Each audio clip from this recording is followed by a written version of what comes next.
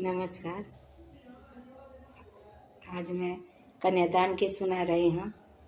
अच्छा लगे तो लाइक कमेंट शेयर ज़रूर कीजिएगा।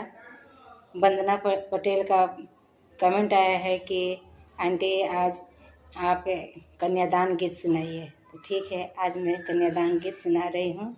अच्छा लगे तो कमेंट कीजिएगा और ये भी फिर बताइएगा कि कौन सा गीत सुनने का मन है।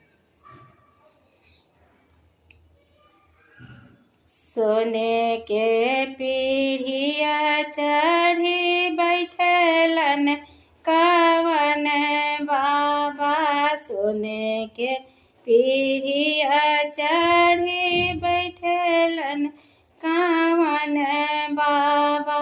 जांगे ले धिया बैठायो रे माई की विधि रे विधि।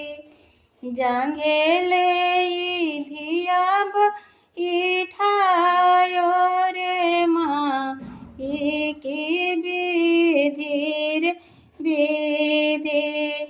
जंघिया बैठेल बेटी हो सुंदर बेटी। जंघिया बैठेली बेटी हो सुंदर बेटी।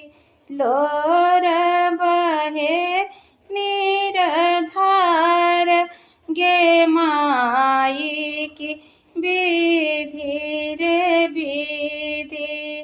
लोर बहे निरधार गे माई की विधि रे विधि।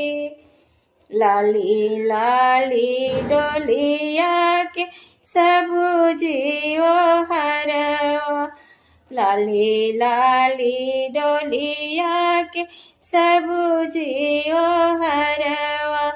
लागी गईले बतीस कहाँ गे माँ की विधि विधि। लागी गईले बतीस कहाँ गे माँ की विधि रे विधि। एक को से